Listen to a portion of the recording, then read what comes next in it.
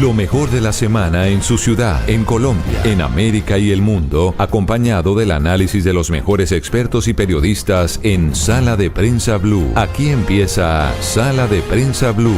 Dirige Juan Roberto Vargas. ¿Qué tal? Muy buenos días, bienvenidos a Sala de Prensa Blue. Como todos los domingos los vamos a acompañar a través de todas las frecuencias de Blue Radio, a través de bluradio.com y por supuesto a través de la señal de Noticias Caracol en vivo. Como siempre hasta el mediodía, bienvenidos. ¿Cómo le va, María Camila? Muy bien, Juan Roberto. ¿No vio el tono de locutor que puse? Sí, maravilloso, y lo bajó para el saludo. Todo, absolutamente todo animado.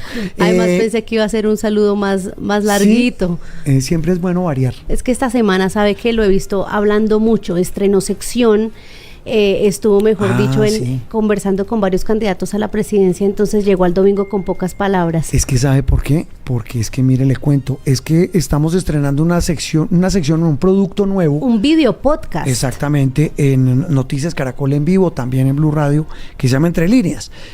Y las charladas con los candidatos son largas. Oiga, pero buenas, la de Paloma sabrosas. Valencia, y ¿sabe qué me más parece que buenas, ¿sabe qué? Sabrosas. El fondo negro me gusta, sí. El tema del enfoque en el personaje y cómo cuentan cosas que uno no sabía, la infancia. Bueno, yo no voy a hacer spoiler para que los usuarios que nos están viendo lo vean, sí. Pero los detalles sobre la infancia de Paloma Valencia y su maternidad, de cómo le ha cambiado en campaña, me parecieron muy interesantes. ¿Sabe qué me impresionó de esa charla con ella? Ustedes la pueden ver en el canal de YouTube de Noticias Caracol en vivo Blue Radio. Madre, en un día recibe 500 chats. Lo vi, o sea, más que usted.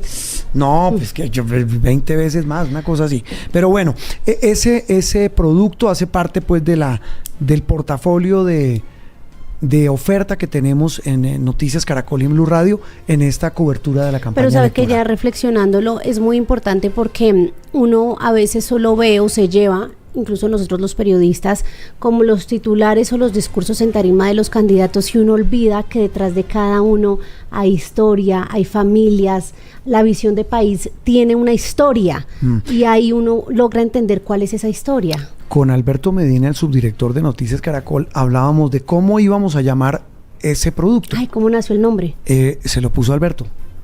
Alberto dijo, ¿cuál es el objetivo? Escuchar a los candidatos, no hacer una semblanza de su vida, porque tampoco es eso. Sí, seguramente sí. ¿Usted cómo creció? ¿Cómo era la Colombia cuando usted era niño?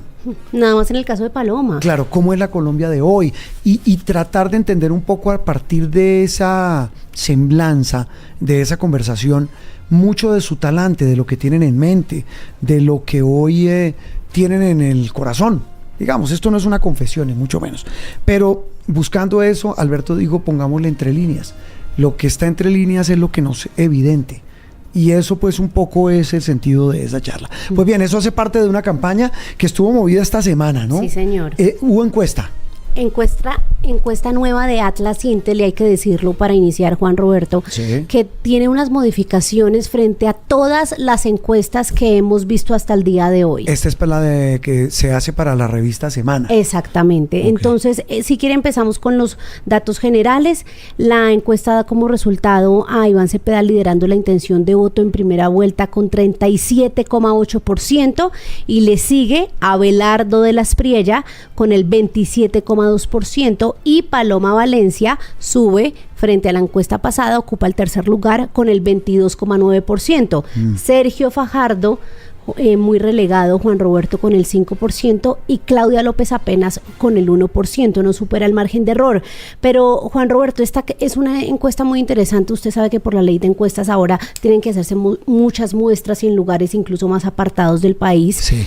Y en municipios más pequeños, y en las 3.617 que hicieron demuestran que hay un cambio en la intención de voto en la segunda vuelta, y es lo llamativo de esta encuesta. Que creo que ese, y si quiere con nuestro invitado ya vamos a analizar tanto lo uno como lo otro. Encuesta es una cosa, que entiendo que hay una pelea enorme entre Abelardo de la Espriella y el partido que apoya a Paloma Valencia, el Centro Democrático, esa fue el partido del expresidente Uribe. Esa fue la puja de la semana, porque mire usted que es muy curioso que sí, De manera muy interesante, la pelea más dura en esta campaña, en esta última semana, ha sido entre la derecha por los votos religiosos y de los partidos. Sí. Abelardo le apostó a inclinarse a la balanza de los votos religiosos y la familia tradicional y a descartar, casi que a rechazar y negar los votos de los partidos. Entonces el Centro Democrático le respondió esta semana cuando él criticaba que Paloma recibe a la U, a los liberales, a todos. Le dijeron, pero Abelardo, ¿cuál es el problema con los partidos si usted buscó hacer parte de este partido, el Centro Democrático? Es que en política el pez muere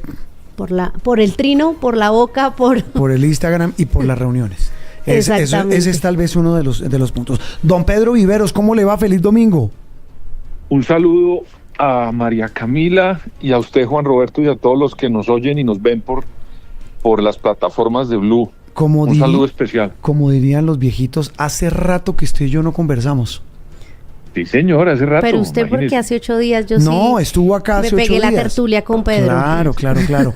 Pero hace rato con don Pedro, que es analista de Noticias Caracol y de Blue Radio, no conversamos. Tenemos como 3 charlas pendientes, pero esas después. Sí, bueno, la de esta llamada Camila R.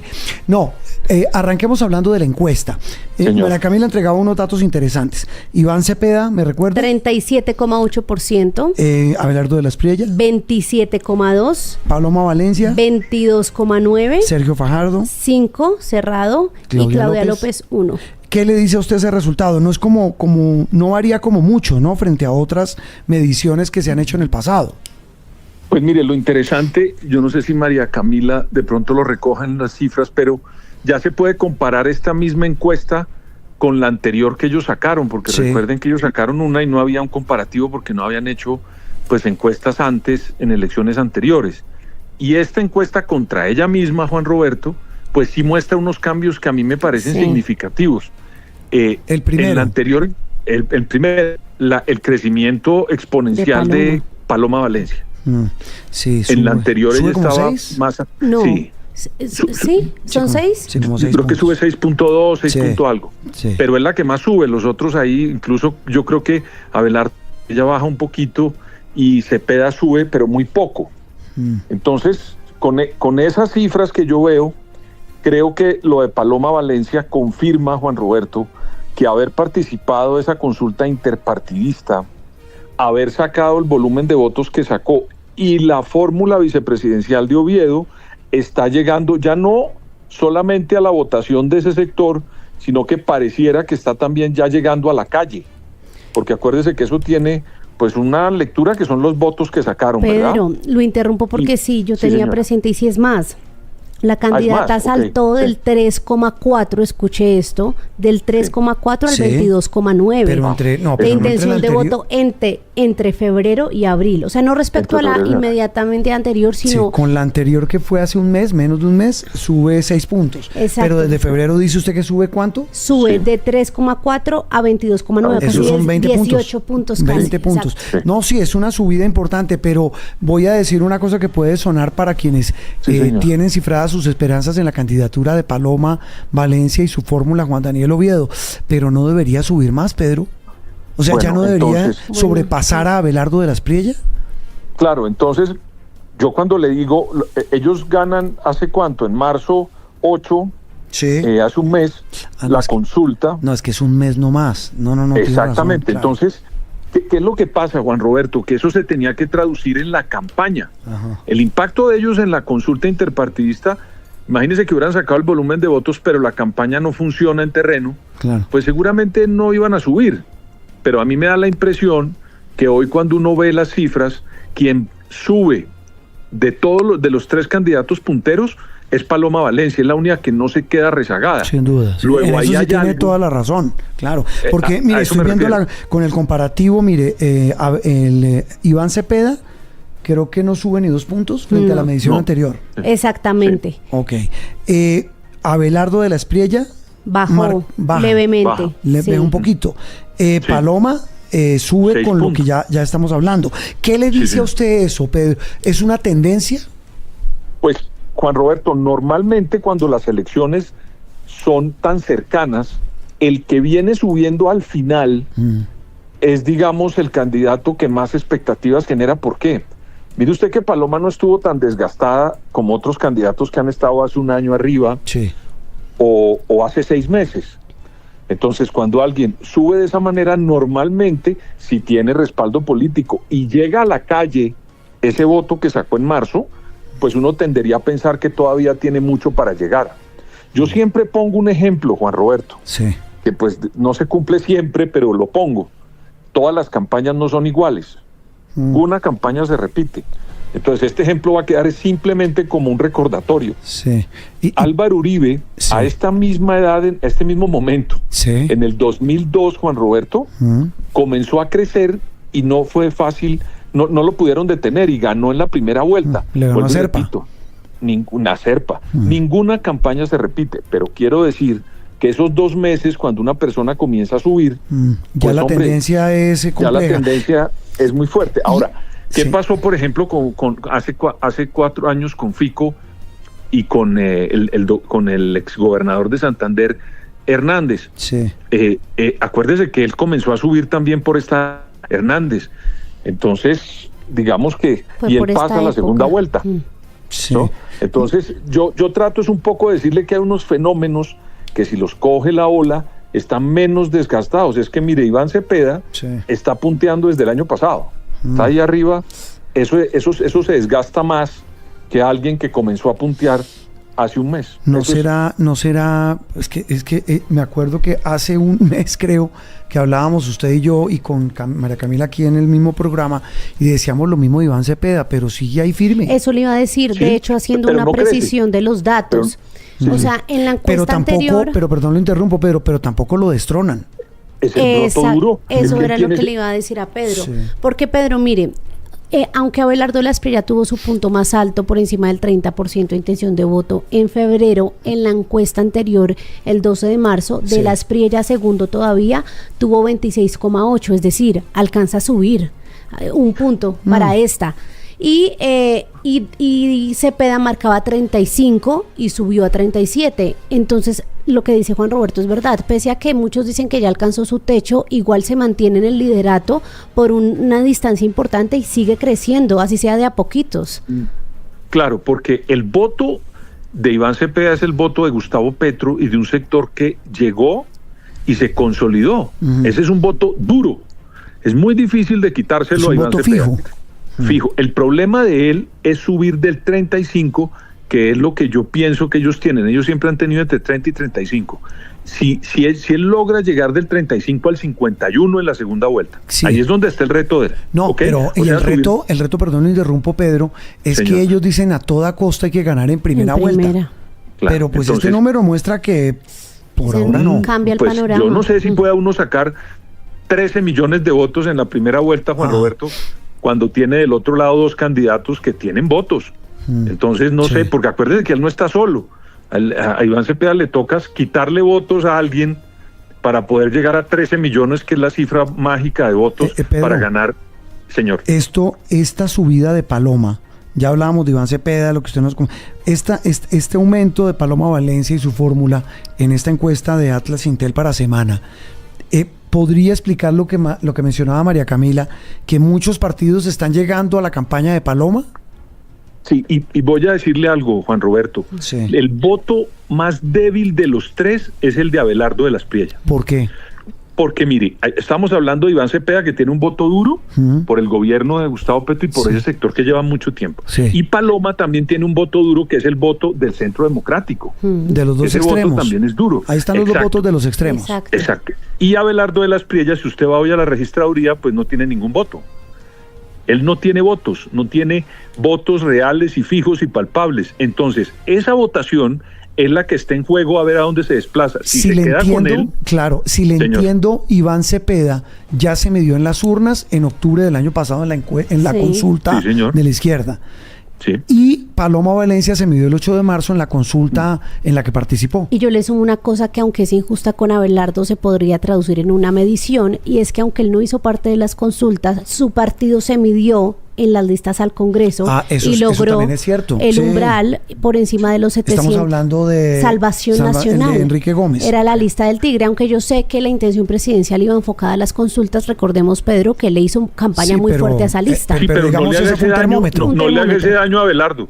Por eso le digo que es injusto con él. Por eso le digo que es injusto con él. Me he hecho que obviemos ese pedazo. Pero mucha gente mejor obviemos decía eso. que si el fervor que él proclama fuera tan fuerte, pues a la lista le hubiera ido mejor. Lo que pasa es que tanto como hablábamos de Iván Cepeda, Pedro y María Camila, que ahí sigue Iván Cepeda. Sigue. Claro, no sube tanto frente al anterior, pero sigue liderando. Pero es que Juan Roberto, y Abelardo sigue de segundo. Y sigue por... Ese voto no se lo van a... No, y Abelardo sigue ahí, sigue de segundo. Entonces hay que mirar hacia adelante de dónde es que está sacando los votos Paloma. Porque Paloma eso le quería preguntar. ¿Será que esa trepada de Paloma, ese vuelo alto en esta encuesta está relacionada con haber puesto a Oviedo de fórmula a la vicepresidencia? Es decir, un poco ampliando la pregunta de Juan Roberto, ¿qué tanto hay de apoyo partidista o de apertura política con la elección de Oviedo? Venga, le cuento una cosa, María Camila, que pasó en la elección pasada y yo no sé, cada día que uno mire esos números de la consulta interna se da cuenta de más cosas. ¿Usted sabe a quién le dañó el caminado Oviedo en esa elección? A más de uno. A todos. Se lo dañó a Claudia López, oiga bien. ¿Por qué? A Claudia López. ¿Y a Fajardo? Los votos, no. Claudia López en la última encuesta venía posicionándose como, ¿se acuerdan la encuesta que salió de Inbamer? Sí, la de Inbamer, que estaba de tercera o de cuarta. Entonces, ¿a quién le quitó esos votos la llegada de Oviedo? Y también un video, es que en política las cosas pasan muy rápido. Acuérdese ese video de Abelardo de la Espriella casi que burlándose del doctor Oviedo. Sí, de su ¿Se acuerda? condición. Donde dice que a mí se me quita, o bueno, una cosa medio incómoda. Cambiarme a mí lo de los zapatos es fácil, pero mire que esta explicación no. de Pedro, que le manda muchos saludos don Martín Orozco de Inbamer, porque acuérdense que Inbamer le dieron palo, digo, fue una de las que se pifió, pero porque eso pasó, porque Juan, Claudia López, semana, claro, Claudia López marcó en la encuesta de Inbamer, en la general, digamos, en el panorama general que hicimos de intención de voto, en esa encuesta que contratamos con Inbamer, Noticias Caracol y Blue Radio, quedó de tercera. Entonces, ¿esos votos para dónde se fueron? Yo tengo la tesis, pues por supuesto hay que comprobarla o debatirla, que se fueron para donde Oviedo, esa consulta, y por eso Oviedo sube lo que sube, porque la afectación que le produjo ese video de Abelardo de la Espriella a la votación de Claudia, pues por supuesto no era un propósito final, pero terminó ayudándole sustancialmente a Oviedo a aumentar la votación. Claro. En muchas ciudades, sobre todo, muy, muy urbano. Entonces, para responder la pregunta anterior de María Camila, yo solamente le digo, María Camila, que esos votos que tiene hoy Paloma Valencia son votos nuevos de una coalición nueva. Votos que están llegando, vamos a ver si se consolidan los de Oviedo, y vamos a ver si los votos de Abelardo de la Espriella, que en mi opinión son los votos más débiles de los tres punteros, terminan desplazándose como un cardumen a un sector que tenga una sola condición, María Camila y Juan Roberto, que le gane a Cepeda. Los votos de Abelardo solo ponen una condición, el votante. Quien me garantice quién le gana a Cepeda, es mi tesis, se van como un cardumen hacia esa opción. Y yo estoy viendo que lo de Paloma, por la subida en las encuestas y por lo que uno siente en la calle, está mandando el mensaje que allá puede haber alguien que le gane a Cepeda. Es decir, y eso explicaría o se explicaría, Pedro y María Camila, con los resultados de que da esta encuesta de Atlas Intel para Revista Semana, cuando preguntan por segundas vueltas, ¿cierto? Le doy los datos rápidamente. Entonces, el panorama en segunda vuelta cambia bastante. Abelardo de la Espriella obtendría el 48,8% de los votos y enfrentado a Iván Cepeda alcanzaría el 39,8%. O sea, le ganaría por 10 primera puntos. vez una encuesta revela que en segunda vuelta el ganador sería Abelardo de la Espriella. ¿Y cómo le iría un eventual escenario en segunda vuelta de Iván Cepeda contra Paloma Valencia? también le ganaría con el 47,1% y Cepeda seguiría en ese mismo margen, el 39,6%, le llevaría una ventaja de 7 puntos. Es decir, bueno, viendo este número, los dos resultarían viables para ganarle a Iván Cepeda, según esta encuesta. Al Pedro. único que le ganaría, perdón la interrupción, es a Fajardo. Pero es casi empate, ¿no? Es casi empate técnico, 38,3% Cepeda y Fajardo el 37,4%. Pero digo, explicaría en buena medida esto, Pedro, lo que usted está Señor. diciendo. Mucha gente ya pensando más en segunda vuelta, si le entiendo. Sí, señor. Entonces el titular mío sería fácilmente: los colombianos están buscando quién derrote a Cepeda. Ya está entrenado, don Pedro, ¿no? Sí. A dar titulares. Ya sí. lo va a poner de Y bien jefe de emisión del enganchadores. noticiero. Y bien de la mesa enganchadores. editorial. No, él es de la mesa editorial. Pero venga, Juan Roberto, Sí, ¿sabe qué es señora. lo que dice Pero- Pedro? Tiene mucho sentido. Estaba viendo la encuesta y en la encuesta de Inbamer, la última, a la que usted dice le dieron mucho palo, Claudia se ubicó tercera con el 11,7%, Paloma Sí. tenía el 10%. Entonces, ¿Para dónde se fueron esos votos? ahí ¿Para está Oviedo? la suma que hace Pedro. Tiene Sí, sentido, claro, pero son dos incluso encuestas distintas, son ¿no? dos encuestas Ojo. distintas, Sí, pero sí, digamos que sí, son sí. sumas alegres e incluso Sí. se le podrían agregar algunos puntos de Fajardo, según Pedro, ahí lo que usted dice. Viendo estos números, los que cuenta María Camila, toda esta especulación, toda esta tertuliadera política en esta mañana de domingo, para preguntar lo siguiente: vienen los días tal vez más duros de la campaña y viene un tema clave, y es que el señor Iván Cepeda ha dicho hasta la saciedad: yo no voy a ir a debates con mis contendores. Yo me dedico a la plaza pública, me dedico a las manifestaciones, me imagino, redes sociales, hace ruedas de Sí. prensa, porque hay que ser honesto que su equipo dice: vamos a convocar a los medios a que En cubran. Bucaramanga atendió a los medios Sí. el viernes. Pero mire, Pedro, basado en eso, bueno, no sea Abelardo de la Espriella, porque también nos ha dicho: si Cepeda no va a debate, yo tampoco. ¿Qué le dice a usted eso de aquí a los momentos más críticos y a la recta final de esta campaña? Que los va a tener Juan Roberto después de que comiencen a salir otras encuestas pidiéndole el favor que haga un debate. ¿Por ¿En qué? serio? ¿Usted cree? Voy a decirle por qué. A ¿Usted ver. no ha visto que el doctor Abelardo de la Espriella anda como medio nervioso por estos días, peleando con Centro Democrático y Sí, golpeando? Con Lo los mencionaba María medios, Camila, con las sí. encuestas, sí. Acuérdese que el señor venía tranquilo, feliz en coche, como dicen en la calle. Sí. Pues algo lo puso nervioso.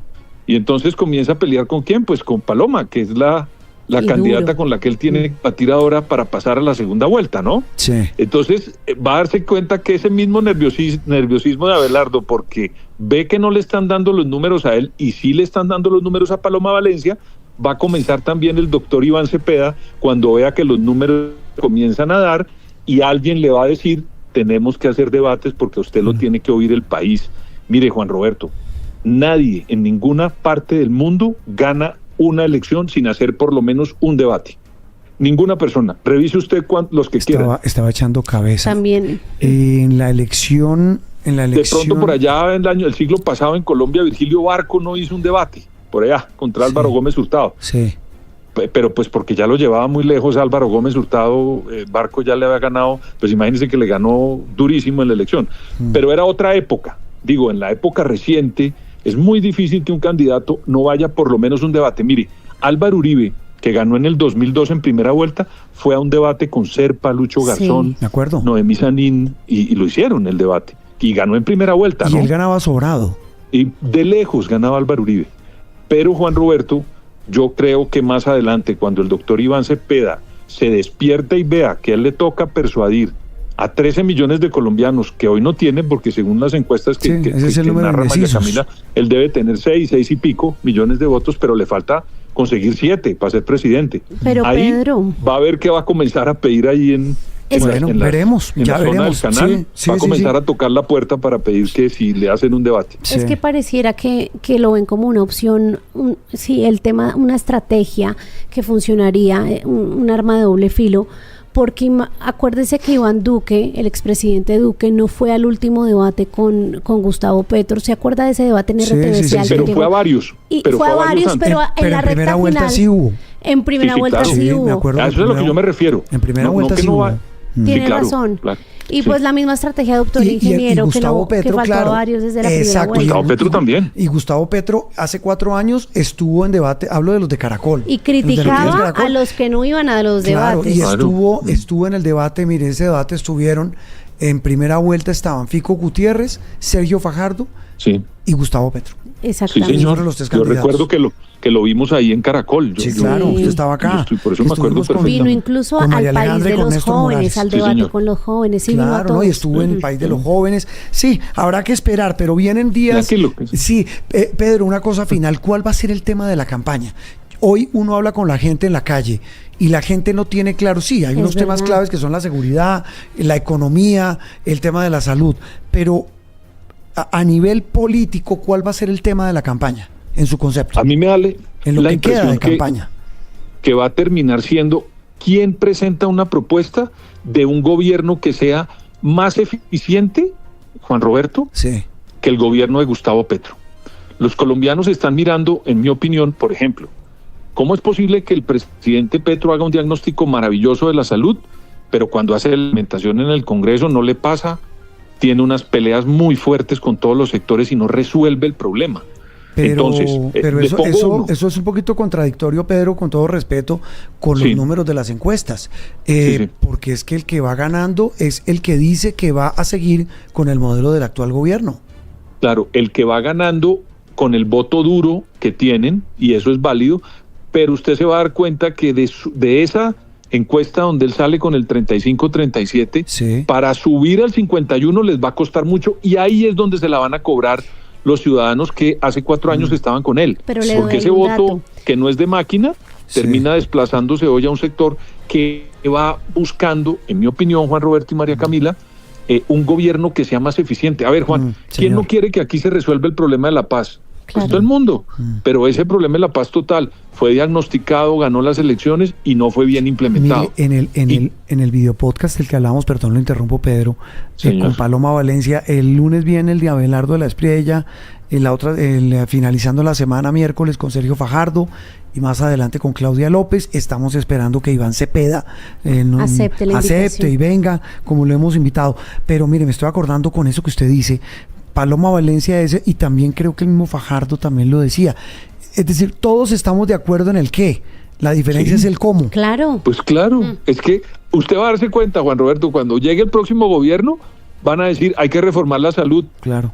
Hay que pero mejorar no la como lo hizo seguridad. Petro, que hay que mejorar la Pero seguridad. mire, ahí le iba a agregar eso, y es que Pedro tiene toda la razón y parece que los estrategas de Iván Cepeda lo hubieran escuchado, porque esta semana se lanzó el periódico de campaña de Iván Cepeda Sí. y que tiene las principales propuestas y sabe en qué hay cambios, precisamente en el modelo de salud. Iván Cepeda propone un modelo mixto para el sistema de salud, No, pero o sea, cambiando un poco lo que No, dice pero él Pedro. cuando estuvo hace unas semanas aquí, que habló con nosotros en el noticiero de la mañana que estuvo con nosotros, él habló, él lo reconoce, él dice hay que Cambiar cosas. Sí. Pero bueno, lo que quiero decir es que va a ser muy fina la cosa. Cuando digo Sí. fina, es que cualquier detalle va a mover la hoja de la opinión pública. Si le entiendo, Sí. Pedro. Sí, de acuerdo, pero mire usted la ventaja, y hay que volver a repetir lo de Paloma. Sí. Esa coalición que ella armó para esa consulta interpartidista muestra sectores diferentes y gente muy preparada, Juan Roberto. Sí. Que eso, gústele o no, que critiquen, aquí se convirtió esto en el mérito en un problema en Colombia y Sí, en el mundo. de acuerdo. Pues ahí hay una gente muy buena y muy preparada, y eso es también mensaje que está llegando, de gente que está preparada. Yo no veo la gente del doctor Cepeda, por ejemplo, ojalá que él ¿Sabe a quién en le esas veo? entrevistas Sí, ¿sabe a quién le veo? mostrara Claro, ¿sabe a quién el le doctor veo? Abelardo, Un buen mostrara equipo, pero ¿sabe a quién le veo un muy buen equipo? A Fajardo. A Fajardo. muy Buenísimo, bueno, del muy más buen alto equipo. nivel. Me permiten decir una cosa que puede sonar Sí, fea, señor. empezando Sí, por señor. la señora.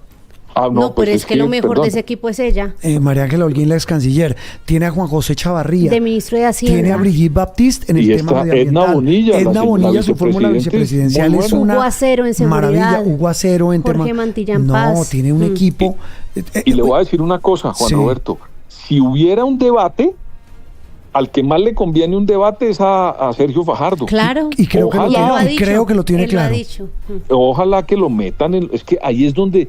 ¿Cómo vamos a perder la oportunidad los colombianos de oír en un debate a Fajardo, a Claudia López, a Paloma, me permite a una Iván cuña. Cepeda y a Abelardo? Bueno, Señor. me permite una cuña. Tenemos este jueves 16 de mayo el primer debate pues tuvimos debates de las consultas. De abril. En abril, perdón, 16 de abril. Tuvimos hace un mes debates de las consultas, un poco más de un mes. Tenemos primer debate, ahí sí como dicen, máscara contra máscara. Sí. En Cartagena, en el marco de la asamblea de Naturgas. De Naturgas.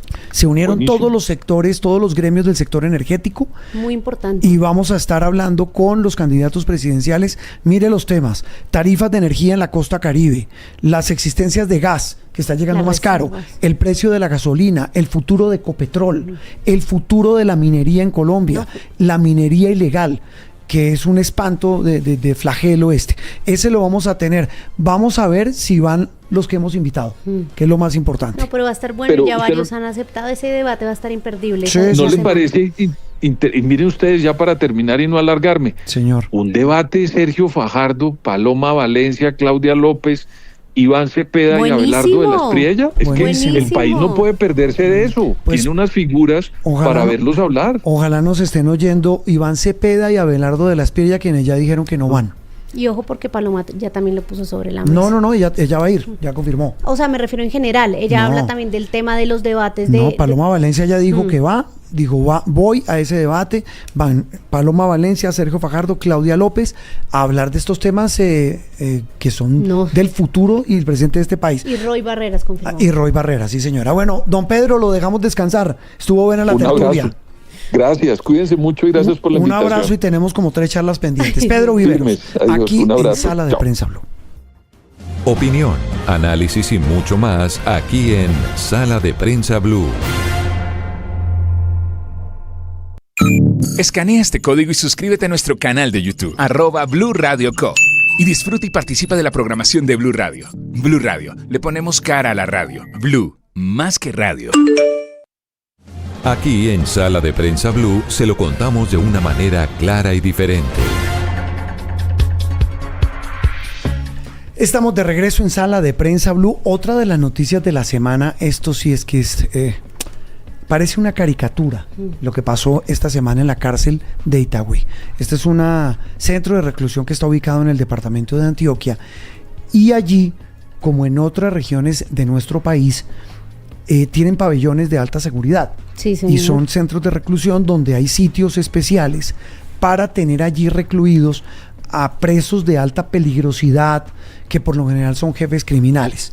Pues en esa cárcel están recluidos, al menos hasta ahora, que no sabemos, algunos de los llamados cabecillas de los grupos delincuenciales más peligrosos y conocidos del departamento de Antioquia. Sí, las llamadas oficinas. Claro, que desafortunadamente hay que decirlo, son de los grupos criminales más peligrosos del país. Y que hacen tienen parte- tentáculos en Bogotá, en Medellín, en Barranquilla. Exactamente. Y que además, yo sé para dónde va usted, hacen parte primero de una cosa que se llamó el famoso tarimazo.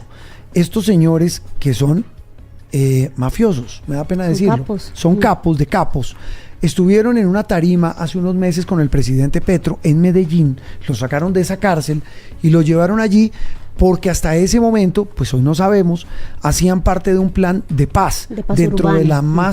de la llamada paz total que promueve el gobierno nacional. Y en Antioquia particularmente, una señora que es la senadora Isabel Zuleta, muy polémica y muy controvertida. Exactamente. Y pareciera, Juan Roberto, usted dice una caricatura, pero yo también creo que un regreso en el tiempo a lo que Pero era. nos quedamos en la mitad. Entonces, ¿qué pasó esta semana con estos señores? La interrumpo porque si no queda y voy para mucha allá. la historia. Y voy para allá. Armaron zafarrancho. En los mejores términos de Pablo Escobar en esa época, en el 91, con la catedral, que él se la echaba al hombro y hacía lo que quería, pues estos señores, parte de los 23 capos que hacen parte de este proceso y que están allí recluidos, recibieron al artista Nelson Velázquez y tuvieron allí su concierto. Dicen quienes denuncian, la fiscal Carrasquilla, que hoy es ex fiscal, que hoy es concejal en Antioquia, que se habrían pagado hasta 500 millones de pesos por esa parranda, entre los sobornos a los guardias del IMPEC. El artista habría recibido 100 millones de pesos. Y Juan Roberto, la respuesta del ministro de Justicia es que lo malo no es que hayan hecho la fiesta, sino que no hayan pedido los permisos. Bueno, no vale ni la pena hablar de eso, pero sí vale la pena hablar del significado profundo que tiene eso. ¿Qué radiografía hace uno de un tema que, como lo decíamos, es recurrente? Pablo Escobar lo hizo a sus anchas en los años 90, alguien del gobierno dijo, no se puede comparar. El caso es que metieron vallenatos, metieron trago, bueno, trago, mujeres, todo lo que quisieron. Y grabaron. Grabaron con celulares. El doctor Luis Fernando Trejos es docente de la Universidad del Norte en temas de conflicto. Con él hemos hablado de lo divino y lo humano de este conflicto. Doctor Trejos, ¿cómo le va? Feliz domingo, gracias por acompañarnos. ¿Y usted qué lectura hace de esto que pasó esta semana? Más allá de la anécdota, de indignarnos, de decir que en este país no pasa nada, pero ¿qué le dice a usted toda esta radiografía que acabamos de hacer? Muy buenos días y feliz domingo. Buenos días, un saludo para ustedes, Juan y María, toda la audiencia de Blue y también al equipo técnico.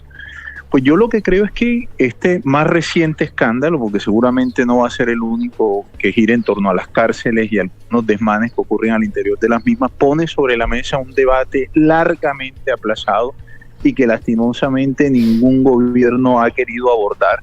Y es el debate primero en torno a la corrupción estructural que hay dentro del IMPEC o dentro de algunos individuos en parte del IMPEC, y por otro lado es el fracaso estrepitoso de lo que sería la misión del sistema carcelario colombiano, porque lo que vemos es que las cárceles en Colombia no resocializan a los delincuentes.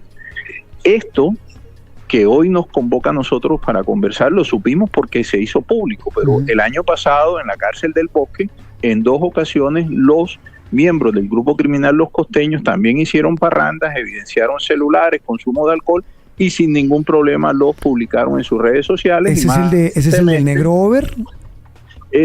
Sí, es del mismo grupo, pero el Negro Over también ya nos tenía acostumbrado a extorsionar desde la cárcel y enviar videos intimidatorios a sus víctimas, y más recientemente Noticias RCN también evidenció que la empresaria e influencer EPA Colombia, en su centro de reclusión, que es en una escuela de policía, también abusa de las normas y reglas que ese lugar tiene. Sí. Entonces hoy lo que vemos es que ese problema nadie ha querido abordarlo. Me imagino que tiene unos costos políticos elevados, pero mientras no reformemos, creo, el IMPEC, o veamos qué vamos a hacer con el IMPEC, porque hoy pareciera que está más ligado al problema que a la solución del problema. Claro. ¿Y qué vamos a hacer realmente con las cárceles? ¿Cómo se manejan las cárceles, doctor Trejos? Es decir, es que aquí mire, esta charla, yo digo, yo soy más viejo que usted y que María Camila, mucho más, pero yo llevo 37 años dándole a este tema.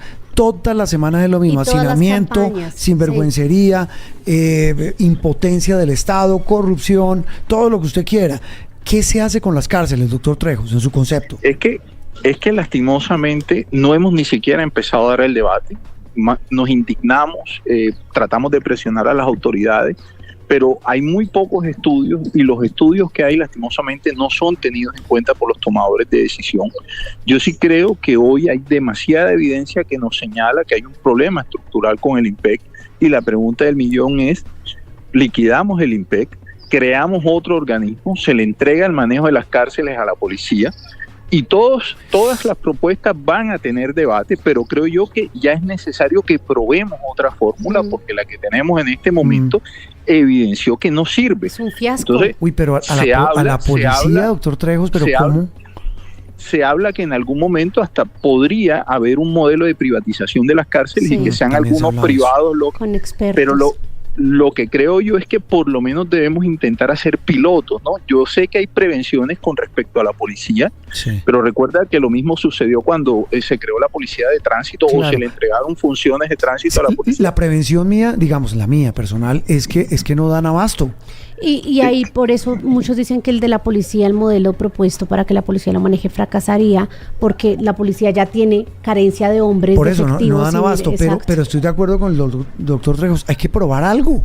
Hay que hacer algo. Algo hay que hacer, ¿o no? Sí, porque es que lastimosamente nos quedamos observando y ya hemos naturalizado esto. Entonces yo lo que me pregunto, pónganse ustedes en el lugar de las víctimas de estas personas. Sí. Cuando a ti te causan una victimización y tú ves que la cárcel funciona más como una especie de resort o de hotel, uno se hace la pregunta, bueno, ¿a quién están castigando? ¿No? Porque es un castigo que hasta yo quisiera que me dieran, ¿no? Cuando uno ve ciertas condiciones que tienen. O te pongo otro ejemplo. En el Atlántico, en un municipio que se llama Malambo, hay un batallón y hay una característica que muchos políticos condenados por corrupción piden que los trasladen a ese batallón. Ahí está Ida Merlano, si no estoy mal. Pero ella es una, o sea, por ahí han pasado todos y uno se pregunta qué tiene ese batallón que hace que todos los corruptos que deben atender como reyes. Yo le quiero preguntar, doctor Trejos, termine, que ahí lo interrumpí, termine, por favor. No, o sea, lo que te digo es que al final esto se convierte en incentivos para seguir delinquiendo, porque el castigo no es un castigo, sino que al contrario, pareciera que hay una especie de premiación, ¿no? Por la comisión de hechos criminales, porque en la cárcel no hay ninguna posibilidad ni de sanción ni de resocialización. Y antes de entrar en esas reflexiones sobre cómo ellos ven que, digamos, el negocio vale la pena, porque incluso después los dejan libres en medio de este proceso, quiero preguntarle sobre el funcionamiento interno de esta banda o de estas estructuras, porque es que ellos nos ven la cara y yo creo que muchos de ellos estarán riendo de por qué nosotros pensamos que celebraban. Unos decían que por la suspensión, el levantamiento de las órdenes de captura, otros que por el proceso, pero hay quienes dicen que también celebraban la libertad de alias Lindolfo. ¿Por qué la celebrarían y cómo funcionan estas estructuras que son diferentes pero trabajan entre ellos? Pues mira, lo primero es que, como tú bien lo señalas, hoy lo que tenemos son rumores y especulaciones. No, todavía no tenemos una versión oficial que nos diga por qué se está dando la celebración, que creo yo que independientemente de la razón, ahí tiene que haber una indignación colectiva y ciudadana y tenemos que hacer mayor presión sobre las autoridades para que este tipo de situaciones no se repitan. Por otro lado, también hay que entender que estas organizaciones no funcionan de forma homogénea, es decir, no todas tienen las mismas estructuras, algunas son más locales, otras operan en clave de red con un nodo central que por lo general es el líder o el capo, que delega, subcontrata o subordina a algunas de estas organizaciones. Lo que sí es que ellos recaudan dinero cada vez que sus portafolios de rentas integrales se dinamizan o se gestionan. A ellos se les reporta un porcentaje, o sea, la gente que delinque en la calle les reporta a ellos un porcentaje y eso es lo que, digamos, yo estoy seguro que lo que vimos ayer es porque lo supimos, pero no es ni la primera ni la última vez que ese tipo de situaciones se presentan y segura en el día a día también nos vamos a sorprender de otras cosas que tienen ahí adentro de la cárcel, pero que no las hemos visto porque no hay fotos ni videos, ¿no? Pero aquí el rollo, o digamos, el almendrón de la discusión, como te decía al final, es quién controla realmente las cárceles en Colombia, o sea, cuál es el control que hay entre de las mismas y lo que vemos de manera diaria y reiterada, especialmente con el tema de la extorsión, es que la cárcel no contiene el delito, no limita las capacidades criminales. Por eso creo yo que se hace necesario dar la discusión. Sí. Hoy en un medio de comunicación estamos hablando de esto, pero ¿qué pasa en el Congreso? ¿Quién en el Congreso está liderando esta discusión? No les importa. ¿Quién desde el gobierno nacional se va a dar la pela y se va a jugar su capital político para que hablemos de una profunda reforma al sistema carcelario? Sí. Eso pareciera que no da votos y que por el contrario puede quitar. Pero una cosa, doctor Trejos, pensando en términos políticos, puedo ser muy simplista en lo que le voy a preguntar, me da pena, pero es lo que mucha gente piensa en la calle y creo que la sabiduría de la gente es mucho mayor que la de los periodistas que a veces nos creemos sabios. Pero mire el éxito de un señor, el éxito o al menos lo que muchas personas hoy creen es la solución de eso, fue lo que hizo este señor Bukele en Salvador, que él dijo, yo hago el SECOT, muy cuestionado por temas de derechos humanos, pero él dijo, mire, yo controlé el fenómeno de las pandillas con cárceles de verdad en Salvador. Obviamente saberlo es muy difícil, pero repito, ese es un tema taquillero, y la gente es un tema feliz. Que debería en política mover a más de uno, decir, oiga, esto tal vez se lo hice alguna vez aquí en Doctor Trejos y María Camila, a Claudia López comenzando la campaña. Y a Abelardo también. Bueno, también, que dijeron, hay que volver las cárceles como las que puso Bukele en Ecuador. en Salvador, perdón, y como las que quiere poner Noboa en Ecuador. Lo que pasa con respecto a lo que tú planteas, Juan, hay dos diferencias sustanciales y significativas con El Salvador. Lo primero es que hoy hay que decirlo con todas sus palabras, en El Salvador hay un régimen autoritario. Allá el sistema de pesos y contrapesos o las ramas de poder público no son autónomas porque están sometidas al Ejecutivo.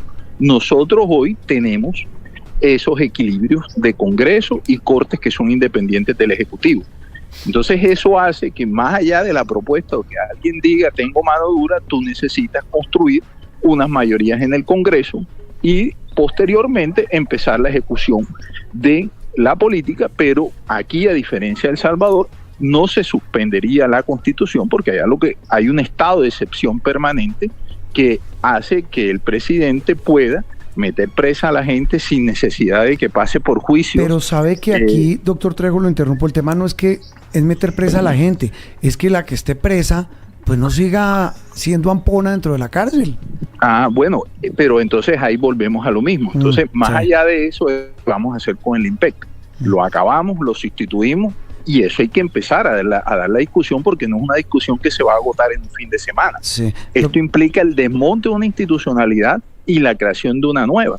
Pero ¿qué vamos a hacer? Mire que pasó lo mismo cuando Ricardo Calderón, hoy en Noticias Caracol, en la época de los 90, en Semana y comenzando el siglo XXI, destapó el escándalo de las chuzadas en el DAS y todas las porquerías que hacían en el DAS. Pues la solución fue cerrarlo. Acabar el IMPEC sería la solución, y se lo pregunto y me da pena decirlo. Eso es como el señor que descubre que la señora le es infiel en el sofá y la solución es vender el sofá.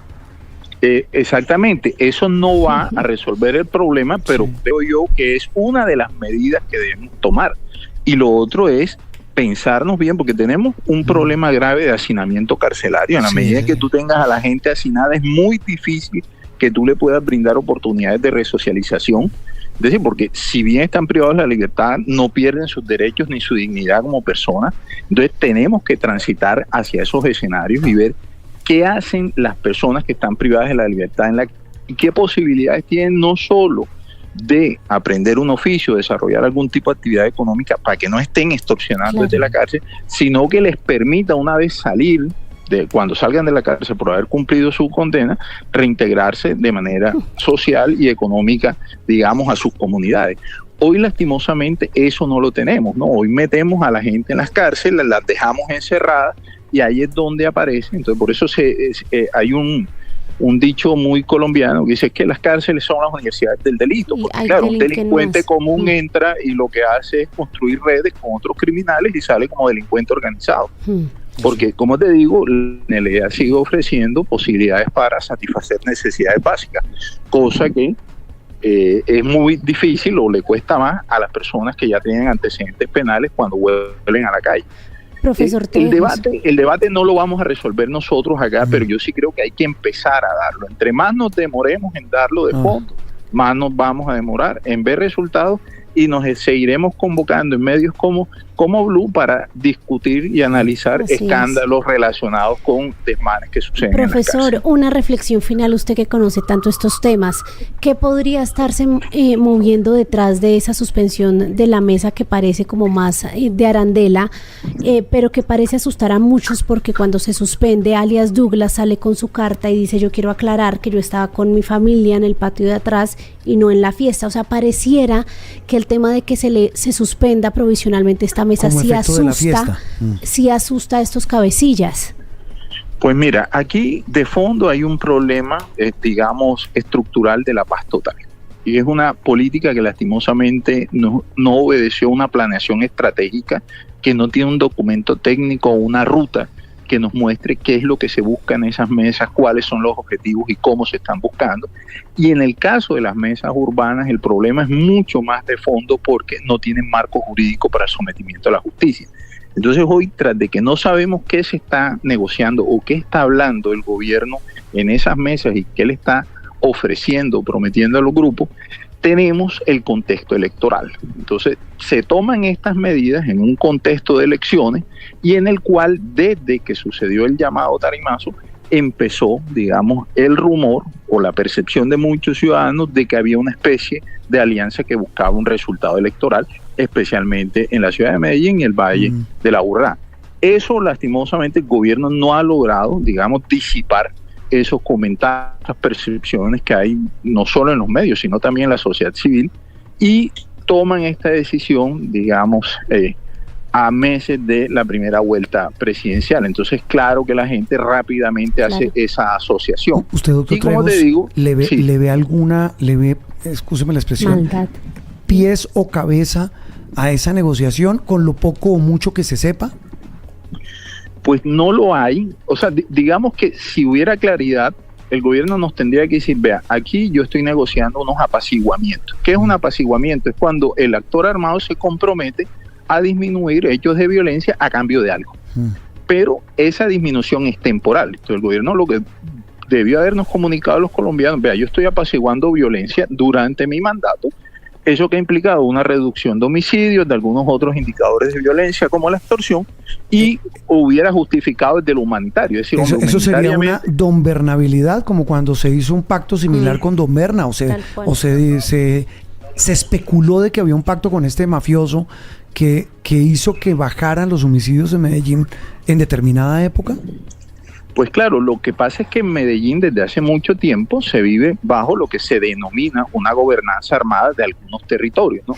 Se conoció en un momento como la gobernabilidad, en otro momento se ha conocido como el pacto de los fusiles, pero es claro, cuando los actores armados, ellos de manera autónoma deciden bajar el homicidio, pero no suspender su actividad criminal precisamente para frenar la acción institucional. Como que dice, hagámonos pasito. Así tal cual. Algo así, y para la institucionalidad es muy fuerte porque reduce tasa de homicidios, y tú sabes que lastimosamente en Colombia la seguridad y la inseguridad se mide por esa tasa. Bueno, perdón, hay un señor que fue secretario de seguridad de apellido Villegas. Él está preso, ¿no? Claro, por esos pactos con esos grupos. Exactamente, que parecía que fue intermediario.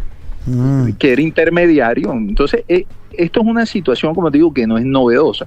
Aquí lo que creo yo es que también hay un problema grave de comunicación de la estrategia de paz. Como te digo, se toman decisiones que la gente no sabe por qué toman, el mal informa, y eso da un espacio entonces para la especulación o para que nosotros los ciudadanos también saquemos nuestras propias conclusiones, y el silencio prolongado del gobierno lo que hace es reafirmarnos en la percepción que nosotros tenemos, ¿no? Sí. ¿Sabe cómo se llama eso? Me quedo con su frase, doctor Trejos, y es la de que lo importante es empezar de nuevo a discutirlo, porque es que de verdad que hacemos. Me quedan unos segundos, una respuestica rápida. ¿Para usted los guardianes del IMPEC son víctimas o son cómplices? Con semejante despelote. Yo creo que uno no puede generalizar. O sea, yo sí creo que aquí nos toca revisar caso por caso. En algunas situaciones veremos que sí, que son cómplices, porque se ha evidenciado que en algunas cárceles hay unas estructuras que se lucran con eso, que una botella de whisky puesta entonces si en la calle cuesta 300,000 pesos, puesta en el patio vale 2 millones de pesos, un celular que en la calle cuesta 1 millón de pesos, puesto en el patio vale 6 millones de pesos, y eso lo cobran algunos miembros del IMPEC, y otros. Yo también trato de ponerme en los zapatos de un joven guardián que tiene que cuidar a personas con unos prontuarios tan grandes y que tienen toda su estructura criminal en la calle, ¿no? ¿Sabe qué me está diciendo aquí un oyente aquí en mi celular escuchando esto? Me dice, Juan, estos tipos tienen chef en las cárceles, no solo en la de Itagüí. Les dan menú diferente que a los demás presos. Esto es la criminalidad ganándole otra partida al Estado. Señor Trejos, de verdad un gusto saludarlo y gracias por haber compartido sus reflexiones hoy domingo con nuestros oyentes de Sala de Prensa Blue y los televidentes de Noticias Caracol en vivo. Siempre a la orden para participar con ustedes. Interactúe con nosotros a través de Twitter con el numeral Sala de Prensa Blue. Dicen que en Bogotá hay un túnel que conecta al Palacio de Justicia con la Plaza de Bolívar y aseguran que algunos presidentes lo han utilizado en tiempos de crisis. ¿Qué cree usted? Coméntenos aquí en nuestro canal de YouTube. En Blue le ponemos cara a la radio. ¿Qué hace una persona casada que es infeliz? O sea, esa persona que viene y me dice, Lina, soy infeliz en mi matrimonio. Ok, puede ser, sí, que te casaste con una persona muy compleja que te drena por completo tu energía y te hace infeliz. O puede ser que empezaste a buscar la felicidad en esa otra persona, empezaste a sostenerte emocionalmente en ese otro y por eso de lo que él haga o deje de hacer depende cómo te sientas tú. Si ese es el caso, mujer, déjame decirte, no vas a encontrar la felicidad nunca en el otro. Vamos a tener que aprender a sostenernos emocionalmente, te lo dice una exdependiente emocional. Debemos reaprender la manera de cuidarnos, de protegernos, de amarnos. Es lo que hace una mujer cuando se divorcia, ¿no? Tiene que encontrarse de nuevo con ella, tiene que volver a sus sueños, tiene que volver a ser la mujer que siempre soñó ser. ¿Por qué no hacer esto antes de divorciarnos? Te aseguro que te vas a volver una mujer, como dicen, de alto valor, una mujer que su esposo va a decir, yo quiero eso, quiero ser tan feliz como eres tú, porque no se trata de una pareja feliz o de formar una pareja feliz, sino de ser dos personas felices haciendo vida en pareja. Diferente, ¿verdad? En Blue le ponemos cara a la radio. En Islandia existe un puente que divide literalmente dos continentes. Conecta la placa tectónica de América del Norte con la de Eurasia, un lugar turístico único en el que puedes tener un pie en cada continente. ¿Y tú te atreverías a vivir esta experiencia? En Blue le ponemos cara a la radio. En China ya funciona el primer hospital administrado casi por completo con inteligencia artificial. Los sistemas hacen diagnósticos, recomiendan tratamientos y hasta acompañan a sus pacientes en su recuperación. ¿Y usted confiaría su salud a una máquina? Cuéntenos en los comentarios. En Blue le ponemos cara a la radio. Un estudio reveló que los futbolistas recorren en promedio más de 10 kilómetros por partido, sobre todo hablando de juegos internacionales. Pero lo más curioso de esto es que los arqueros, aunque parece que se mueven poco, recorren alrededor de 4 kilómetros por encuentro. ¿Tenías en cuenta esta información? Recuerda que en Blue le ponemos cara a la radio. Colombia, tierra de escarabajos. Así llaman en Europa a nuestros ciclistas por su fuerza en la montaña. Rigo, Nairo y Egan son parte de una generación dorada. En Blue le ponemos cara a la radio. La bandera de Colombia no tiene escudo por una razón. Fue pensada para ser simple y poderosa. Inspiró a Venezuela y Ecuador, que sí añadieron escudos. 3 colores, una historia en común. En Blue le ponemos cara a la radio. ¿Qué tan limpia está realmente la pantalla de tu celular? Estudios han demostrado que un smartphone tiene más bacterias que el asiento de un inodoro público. La recomendación es que lo limpies una vez por día, con un pañito y con alcohol. Tu cara, tu piel y tu salud te lo agradecerán. En Blue le ponemos cara a la radio. El teletrabajo llegó y ya no todos lo quieren. Un estudio global reveló que el 40% de las empresas están volviendo a la oficina. La razón, productividad, cultura laboral y salud mental. ¿Tú qué prefieres? En Blue le ponemos cara a la radio. La leyenda del avión que aterrizó 35 años después. En 1992 un vuelo comercial aterrizó en Caracas, pero según testigos había desaparecido en 1955. Ficción, confusión, el misterio sigue sin resolverse. En Blue le ponemos cara a la radio. Se viene el Mundial. Faltan 60 días para la Copa del Mundo. Se juega en los estadios, se vive en Blue Radio. Escanea este código y suscríbete a nuestro canal de YouTube, @Blue Radio Co. Y disfruta y participa de la programación de Blue Radio. Blue Radio, le ponemos cara a la radio. Blue, más que radio. Ya somos 1.500.000 suscriptores en nuestro canal de YouTube. Y sumando 1.500.246, 1.500.358, 1.500.380, 1.500.398, 1.500.416, 1.500.454. Y sumando. Suscríbete a nuestro canal de YouTube, @Blue Radio Co. Blue Radio, más que radio. Y sumando. Se viene el Mundial, la fiesta va a empezar. Con Blue todos disfrutan, nadie se nos queda atrás. Se viene el Mundial, la fiesta va a empezar. Se juega en los estadios, se vive en Blue Radio. Te vamos informando cómo se prepara nuestra selección. Blue más que radio, es pura pasión. En la pantalla, en la radio, en el celular.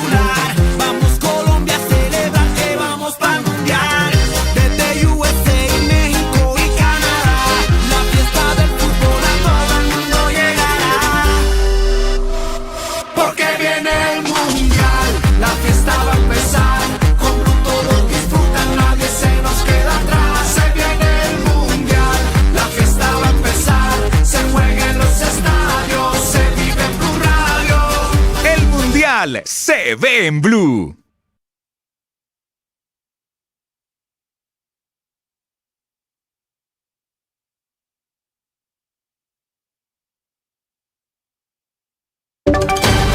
Voces y sonidos de Colombia y el mundo en Blue Radio y bluradio.com, porque la verdad es de todos. 11 de la mañana, 7 minutos, hora de actualizar las noticias aquí en Blue Radio. Comenzamos hablando de las amenazas que se han venido publicando en contra de la vida de la candidata presidencial Paloma Valencia en las redes sociales. Precisamente desde su campaña acaban de entregar un comunicado en el que dicen: la candidata presidencial Paloma Valencia condenó de manera enérgica y categórica la circulación de amenazas de muerte en su contra a través de redes sociales, así como los actos vandálicos perpetrados contra una sede política del Centro Democrático en Bucaramanga. Valencia señala que las amenazas difundidas en plataformas digitales constituyen un hecho extremadamente grave que pone en riesgo su integridad personal y libre ejercicio de la actividad política, al tiempo que buscan intimidar, generar miedo y condicionar el debate democrático en Colombia. Al rechazar de manera absoluta cualquier forma de violencia política, intimidación o persecución, advirtió Paloma Valencia que estos hechos evidencian un deterioro preocupante del ambiente democrático en el país, y por eso en este contexto la candidata hace un llamado urgente y enérgico a la Fiscalía General de la Nación para que actúe de manera inmediata, prioritaria y contundente frente a las amenazas difundidas en redes sociales y los actos vandálicos, iniciando las investigaciones correspondientes, identificando a los responsables y garantizando también su judicialización. La candidata advierte además que lo que está demostrado es que no hay garantías suficientes para la oposición en este proceso electoral, señalando que existe una profunda preocupación frente a las condiciones de seguridad en las que se desarrolla la contienda política. En sus palabras, en las palabras de la candidata, las únicas garantías parecen estar siendo ofrecidas al candidato del gobierno, dice la candidata Paloma Valencia. En ese sentido, alertó sobre una posible combinación de formas de lucha que estaría afectando la transparencia del proceso electoral y generando ventajas indebidas en favor del candidato de gobierno. Y finalmente, dice Paloma Valencia, hace un llamado a la ciudadanía y a los sectores democráticos del país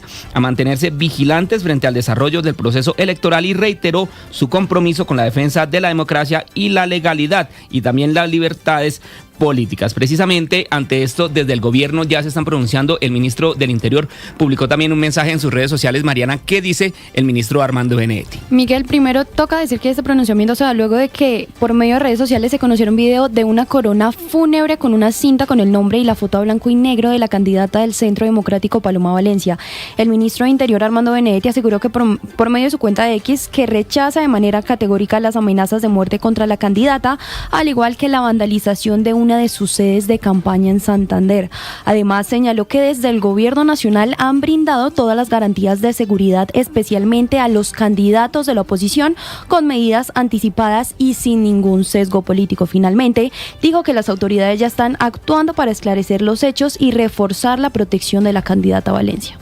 Muy bien, muchas gracias, Mariana. Seguiremos muy atentos entonces a los desarrollos de esta noticia en materia política, las amenazas de las que está siendo víctima la candidata Paloma Valencia a través de redes sociales. En otras noticias, en Vallasolano, en el Chocó, están en la alerta máxima debido a un incendio en un basurero que afecta a cerca de 13,000 personas. La noticia la tiene Melissa Álvarez. Miguel, una crisis ambiental se está viviendo allí luego de varios días de un incendio que no han logrado controlar los bomberos en el botadero de basura a cielo abierto de Vallasolano, donde la personería alertó que genera graves afectaciones por el humo tóxico que se extiende a cerca de 20 kilómetros a la redonda, llegando al corregimiento El Valle. Una de las afectaciones más grandes es en el aeropuerto José Celestino Mutis, que tuvo que restringir sus operaciones, pues está a escasos kilómetros del casco urbano. Al parecer, el voraz incendio fue por las altas temperaturas que han alcanzado los 40 grados, por lo que ya menores de edad y adultos mayores se están viendo afectadas por el humo y que ha ocasionado la conflagración, hasta ahora afectando a unas 13,000 personas que viven allí. Desde este municipio chocuano piden apoyo a los organismos de gestión del riesgo de la Gobernación de Antioquia y la Unidad Nacional de Gestión del Riesgo. Miguel. Muchas gracias, Melissa. Y 2 casos de crueldad contra los animales volvieron a poner en evidencia la gravedad del maltrato animal en Colombia. Esta vez las decisiones judiciales dejaron sanciones contra 2 hombres responsables de hechos en Santa Marta y en Barrancabermeja, en donde 2 perros murieron a causa de agresiones. Juanita Troncoso. Así es, Miguel. La Fiscalía General de la Nación logró la condena de 2 hombres por la muerte de 2 perros, hechos ocurridos en Magdalena y Santander. El primero, Janier Steven Maldonado Morales, fue condenado a 2 años de cárcel con una multa de 45 salarios mínimos legales mensuales vigentes y la prohibición de tener animales durante el tiempo de la pena. El hombre aceptó haber pateado al perrito Pinky en Santa Marta el 9 de junio de 2025, causándole lesiones internas que le provocaron la muerte. En el otro caso, Eradis de Jesús Salas Balmaceda fue condenado a 1 año y 6 meses de prisión y la inhabilidad para ejercer derechos y funciones públicas por 2 años, además de la prohibición total de tener animales y una multa de 8.5 salarios mínimos. Los hechos ocurrieron el julio de 2021 en el barrio La Victoria de Barrancabermeja, donde sometió a una extrema crueldad a la perrita Kiara. Le causó graves heridas con un arma cortopunzante, incluidas amputaciones, y la abandonó en vía pública en estado agónico. Muy bien, Juanita, muchas gracias. Terrible historia. Y en deportes, Colombia sigue brillando en el deporte internacional. Esta vez lo hace desde la gimnasia artística con una actuación histórica de Ángel Barajas. Juan Guillermo. Así es, Miguel. El colombiano Ángel Barajas volvió a hacer historia al consagrarse campeón en la Copa del Mundo de Gimnasia Artística tras quedarse con la medalla de oro en la prueba de barras paralelas. El cucuteño logró imponerse en la parada disputada en Osijek, Croacia, gracias a una rutina calificada con 14.866 puntos, confirmando su gran nivel en el circuito internacional. Este resultado ratifica el gran momento del joven gimnasta, quien ya venía de conseguir importantes actuaciones en la temporada y suma una nueva medalla dorada para Colombia en esta competencia. Muy bien, muchas gracias, Juan. Son las 11 de la mañana, 13 minutos. Hasta acá esta actualización de noticias. Continúen con Sala de Prensa Blue. Blue Radio. Aquí en Sala de Prensa Blue se lo contamos de una manera clara y diferente. Muy bien, estamos de regreso en Sala de Prensa Blue. ¿Qué fue lo que más le gustó de todo ese episodio que uno lo podría llamar una película, Artemis? No, yo estoy totalmente encantada con todo lo que fue esa misión a la Luna. Yo creo, Juan Roberto, que lo que más me gustó fue el tema de cómo en estas épocas de tecnología teníamos aquí la transmisión de la... Sí, pero es que eso es impresionante, cómo ellos allá a más de 400.000 kilómetros de la Tierra. Y nosotros acá y podíamos ver en tiempo real la cotidianidad de esta tripulación, que de hecho me parece lo más valioso cuando uno entra y mira cada perfil de los astronautas que fueron hasta la Luna, Juan Roberto, que le dieron la vuelta, el tema de la preparación, las historias y de incluso las reflexiones que hacían estando allá tan lejos de la Tierra. Sí, la inmensidad del universo, el hambre, como decía Teresita en otro producto digital que se llama Memorias del Mundo, el hambre del hombre por conquistar el más allá. Exactamente. Pero también una cosa muy interesante que es lo que usted dice, y es cierto, es como un tema tan lejano para muchos conectó a tantos por un que es la diferencia frente a la última vez que estuvimos tan cerca que el hombre estuvo tan cerca de la Luna. Eso me pareció impresionante, y cómo teníamos las imágenes, decían que la Luna actualizó su foto de perfil de 1972 ahora con Apolo 17, y teníamos la imagen, la tomaban y a los 20 minutos estaba acá. Yo me había quedado en la del 69. No, tiene razón usted, 1972. Fue la última. Pues pucha, ¿cómo pasa el tiempo? Pues bien, Andreina, con todo lo de este novelón, la novela de Artemis. Juan Roberto, así es. Esta semana fuimos testigos del éxito del regreso de la misión Artemis 2 de la Luna a la Tierra. El regreso de los seres humanos al satélite natural de nuestro planeta casi 50 años después de que una generación entera creyera que no había frontera imposible, una semilla que nuevamente se está sembrando en nuestra humanidad. Para hablar de esto, qué significa y para qué sirve, hacemos conexión a esta hora con Alejandro Fará. Él es académico de la Universidad Autónoma de México, es secretario de Docencia y Divulgación del Programa Espacial de la Universidad y hace parte del Instituto de Astronomía. Profesor, gracias por estar con nosotros, y comienzo de una vez para entrar en materia preguntándole qué es lo que estaba usted mirando atentamente desde el inicio de esta misión. ¿Qué lo maravilló? Reina, pues muchas gracias por la invitación. Y creo que lo que más lo que más esperaba ver es la energía tanto de los cohetes como la energía puesta en los cálculos orbitales que hicieron los colegas de la NASA, y también pues toda esa energía positiva que se veía en el mundo, porque este suceso pues implicaba la colaboración de mucha gente. En particular, yo tenía 2 puntos clave que estaba esperando ver. Uno era la ignición, el poderío de esos cohetes al impulsar a la nave, pues que no explotaran, y así fue. Y también el escudo térmico. Esas 2 partes de la misión eran claves y las más difíciles. Equivalente a cuando uno despega y aterriza en el avión, que dicen que es lo más difícil, es lo equivalente. Y hay que decir que este era el cohete más poderoso jamás construido. Totalmente. Es un monstruo de cohete con una propulsión tremenda. Bueno, en el horizonte de la misión Artemis está instalar una base lunar permanente. ¿Por qué? ¿Qué beneficios traería esto? Nuestro satélite natural tiene muchos recursos naturales que pueden ser traídos a la Tierra. Estamos hablando de tierras raras, del famoso helio 3, y también hay oxígeno y agua.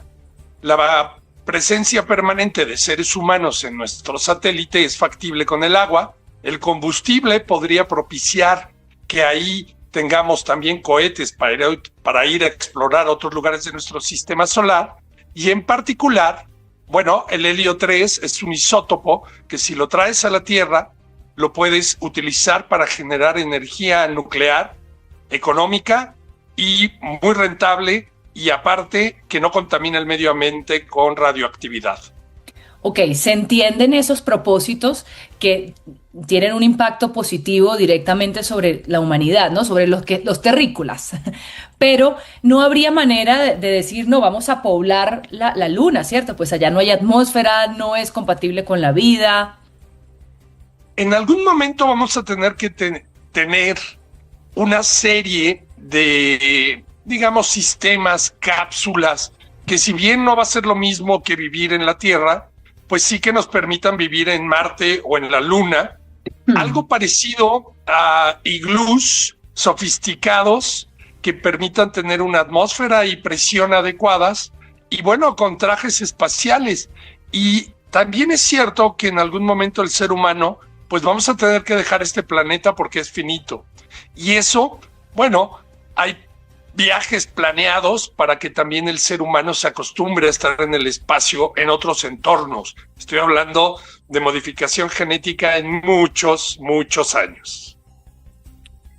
Bueno, muy interesante esto que nos dice, pero muchas de las críticas que se han oído, y creo que siempre esas voces se escuchan cuando ocurren ese tipo de eventos que concentran una gran parte de financiación, ¿no? Obviamente estos son proyectos que son muy costosos, y muchos dicen, bueno, si hay tantos problemas en la Tierra, ¿por qué estamos viendo ya para la Luna? ¿Es realmente una necesidad, o sea, hacer estas exploraciones? La Agencia Espacial de Estados Unidos espera en los próximos 5 años que por cada $1 que invirtió en las misiones Artemis tenga $3 de retorno en los próximos años. Y por otro lado, si se trae la energía y recursos naturales de la Luna o de otros asteroides, cometas, bueno, el retorno es enorme. Eso sin considerar todo el impacto tecnológico que tiene de repercusión, porque los desarrollos hechos pues regresan a la industria y generan también riqueza. Y por otro lado, finalmente, bueno, hay cosas como la guerra en la que no se debería invertir un centavo, y bueno, las misiones Artemis no significan nada si lo comparamos con ese tipo de atrocidades. De acuerdo totalmente. Bueno, y tomando en cuenta lo que pasó con las misiones Apolo, que toda una generación, como decíamos al principio, pensó que no había límites. O sea, ¿qué es eso que se insufla en la humanidad, eso que genera que se sigan dando pasos como este? Nuestra propia naturaleza. El ser humano es curioso por naturaleza intrínseca y eso quiere decir que le gusta explorar. Así es como el ser humano pasó de ser nómada, sedentario, y poco a poco a que tú y yo tengamos esta entrevista, esta plática, pues por internet. Eso es el ser humano, es nuestra naturaleza y lo tenemos que hacer. Lo repito, nuestro planeta es finito, nos vamos a tarde o temprano, y más vale temprano, tenemos que hacerlo porque, bueno, el planeta se va a acabar en algún momento, no se preocupen, falta mucho, pero sucederá. Bueno, hay personas muy incrédulas que han dicho, bueno, ¿cómo que hace más de 50 años pisamos la luna, caminamos sobre la luna y ahora, 50 años después, estamos aplaudiendo que solamente le dimos una vueltita? Y dicen que, de hecho, creen que eso fue mentira, que eso no ocurrió. ¿Qué decirle a esas personas? Una de las cosas que más disfruto, porque lo tomo como diversión, es ver programas, podcasts sobre alienígenas.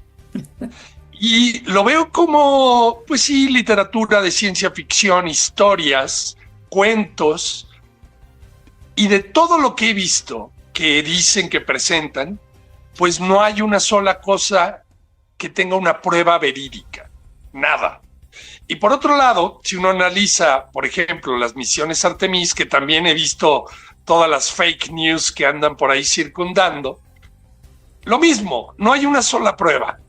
Lo que sí te puedo decir, y con certeza, es que si tú tienes un láser poderoso, apuntas a la luna y le das a los espejos que dejaron en las misiones Apolo, podrías tener el rebote hacia donde tú estás.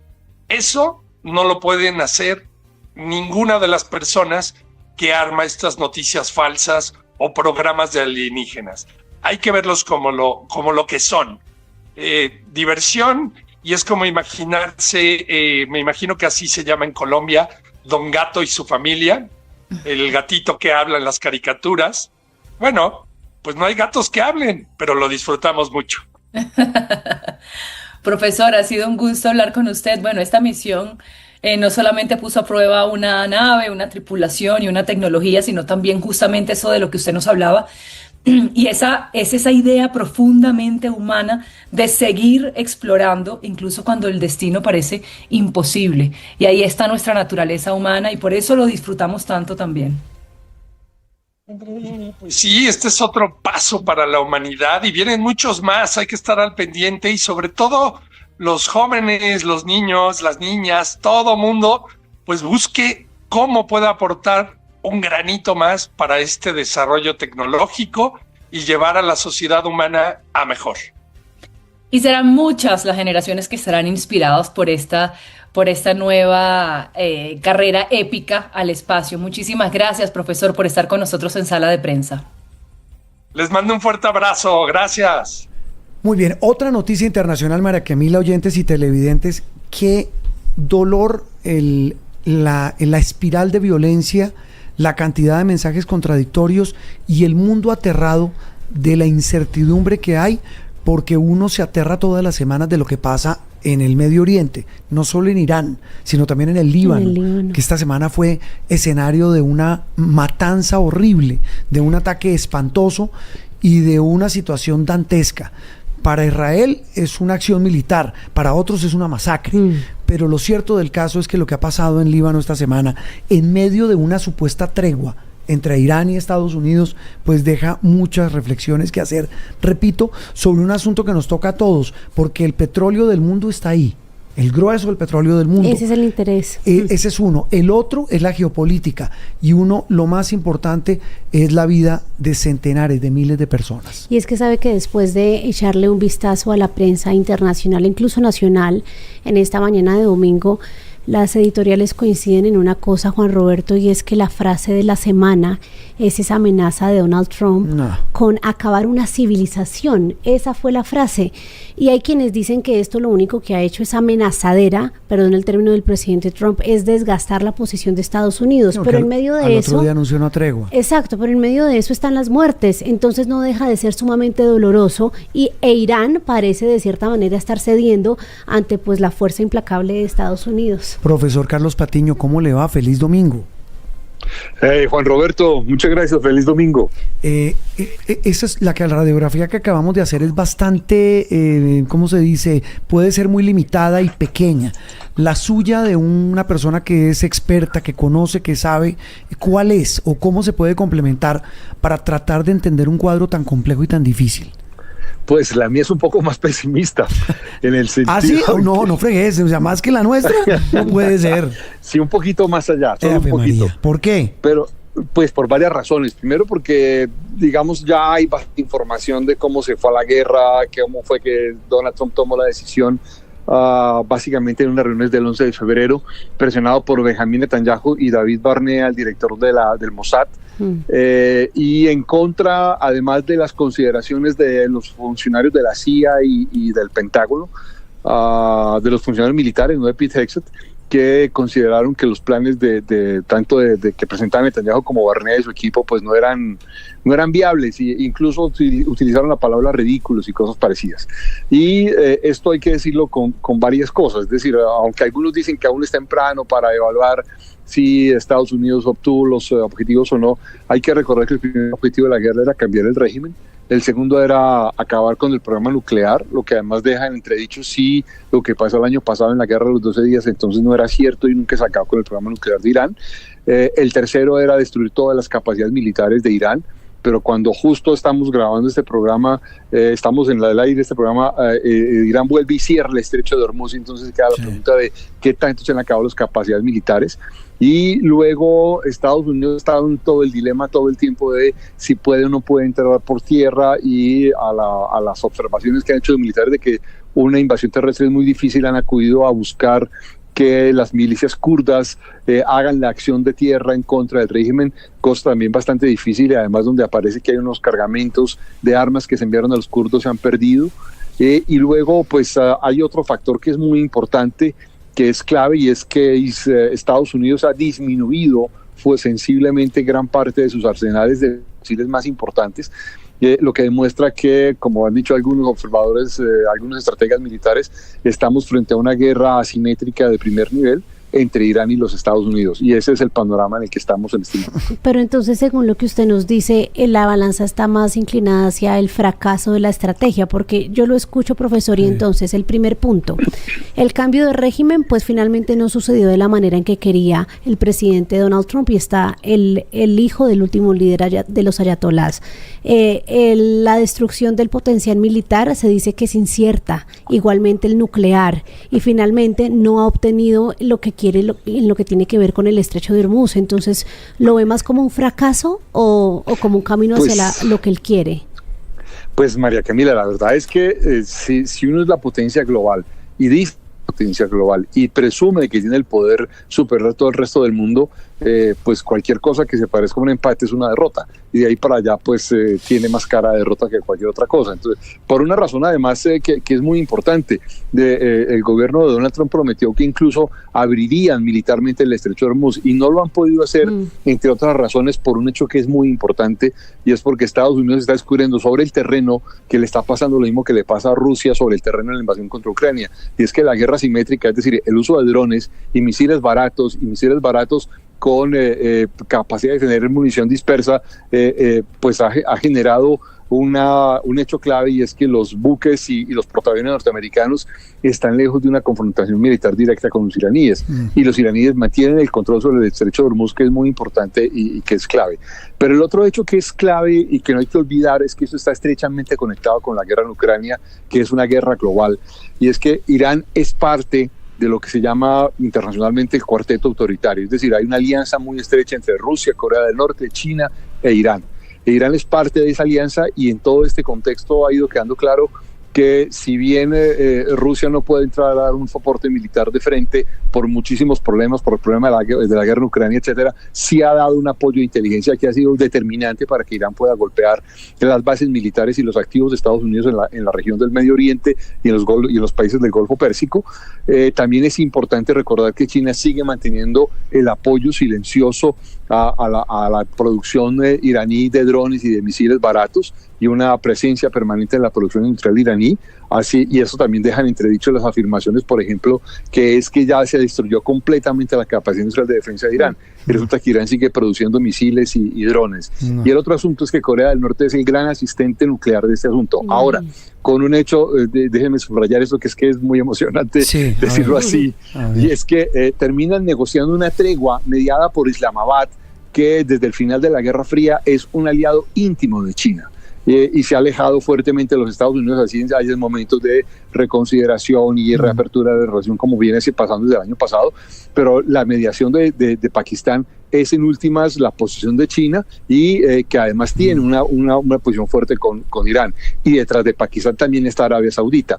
Ahora, en esto hay que recordar que el 27 de febrero, es decir, un día antes de iniciar la guerra contra Irán, Pakistán había iniciado una guerra contra Afganistán, de forma tal que además en este momento estamos en guerras en las que 4 potencias nucleares están involucradas en 3 guerras: Rusia contra Ucrania, Pakistán contra Afganistán y Israel y Estados Unidos, que son 2 potencias nucleares, contra Irán. No, es que en medio de todo ese panorama tan complejo, y tenía razón usted, profesor Patiño, que su visión era un tris más pesimista que la de nosotros. Sabe que más que pesimista, sabe que mucho mejor informada. Hay que ser honestos. Más completa. Mire, profesor Patiño, el tema es que pareciera ser que la fanfarronería, la gritería, la barabuconada de un señor como Donald Trump parece no haber funcionado, y cuando digo parece no haber funcionado, va a terminar pasándole lo mismo que les pasó a otros presidentes de Estados Unidos. Yo no me quiero ir tan atrás como Vietnam, pero solamente el caso de Afganistán. Recuerde usted cuando le pasó al presidente Bush con las armas de destrucción masiva de Saddam Hussein. Es decir, es como un gigante disparando contra algo que no ve y a lo mejor no existe. Sí, pero con estoy completamente de acuerdo contigo, Juan Roberto, pero con 2 anotaciones. Primero, a pesar de todo, George Bush fue al Consejo de Seguridad, intentó demostrar lo que no era demostrable, pero hubo una discusión, pero digamos hizo todos los pasos y además pidió autorización al Congreso. Donald Trump no fue al Consejo de Seguridad, no pidió autorización al Congreso y le ha bastado con decir cualquier cosa. Ahora, tengo que decir o subrayar un hecho que es muy importante. Ningún presidente de Roosevelt, hasta Trump, ninguno había dicho cosas como que esta noche morirá una civilización, esta noche desaparecerá una civilización. Debo decir que por lo menos en las revisiones de prensa que yo mismo he hecho de Franklin Delano Roosevelt, que fue a la guerra contra los nazis, nunca dijo desaparecerá la cultura alemana esta noche o cosas parecidas. Y eso en este mundo pues trae una consecuencia muy importante desde el año pasado, y es que Estados Unidos por primera vez reniega del sistema internacional que el mismo Estados Unidos construyó, que es la base de la influencia internacional de Estados Unidos, y Estados Unidos prácticamente se ha quedado sin instrumento de influencia global y se pasó al bando, de alguna manera por ahora, por lo menos retóricamente, de las autocracias o de los países autoritarios. Sí, y eso pues nos deja en una situación complicada. Y ¿sabe qué veo yo? Leía yo hace poco un artículo tal vez en el Washington Post de cómo calladito, usted lo mencionó ahora con la mediación de Pakistán, profesor Patiño, cómo le está yendo de bien calladito a China. Pues claro, es que China se ha vuelto... Está viendo China todo riéndose. Se está diciendo, China está presentándose al mundo, soy la potencia confiable, soy la potencia, soy el socio comercial, y esto es muy interesante porque China, gobernada por el Partido Comunista, es el socio confiable en el mercado capitalista global. Y entonces uno dice, estamos como un poco locos. Esto recuerda la presentación de enero de 2017, cuando Donald Trump inició su primer mandato, que obviamente al foro de Davos no iba Obama porque ya había terminado mandato, no fue Donald Trump porque estaba iniciando y yo creo que no tenía claro qué significaba este asunto, y apareció Xi Jinping con un grupo importante de asesores, ellos convirtiéndose en los adalides del libre mercado global.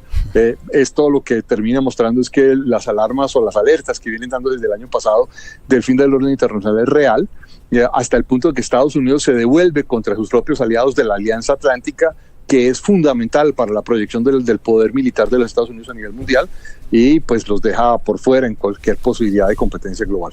Pero entonces esto que usted dice, uno, si esto no lo dice usted acá, uno no imagina entonces una sala de crisis liderada por Donald Trump y un montón de hombres que se sintieron poderosos en un momento, y en este momento lo que sienten es como les respira esa derrota en la nuca con China, fortalecido como usted menciona, y como también lo mencionaba Juan Roberto. ¿Qué puede seguir ante un Donald Trump pataletudo que se siente derrotado y que hace amenazas de acabar civilizaciones que el mundo ya está viendo que no son tan en serio?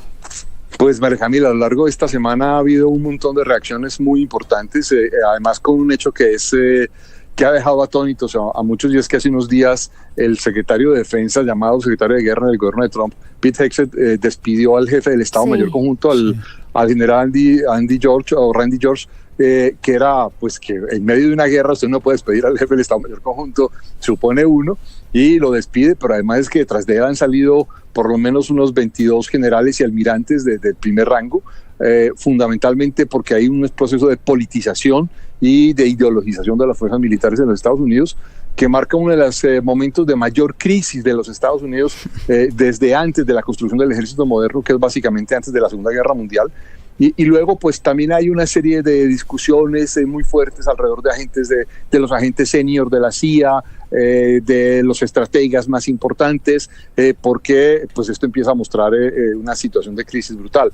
Y a lo largo de esta semana, el mismo día lunes, cuando Donald Trump anunciaba este plan de acabar con la civilización iraní y todo lo que había detrás, que es el mundo persa, etcétera, pues hubo reacciones incluso de muchas gentes, de muchas personas del movimiento MAGA, incluidos, pidiendo la destitución de Donald Trump porque era un genocida o porque estaba yendo el país a una guerra sin límites y cosas parecidas. Ahí aparecen Tucker Carlson, aparece Alex Jones, aparece Marjorie Greene Taylor, que había sido una senadora trumpista brutal y ahora se pasa al profesor, contrario. súmele la gasolina en Estados Unidos disparada, ¿no? El precio.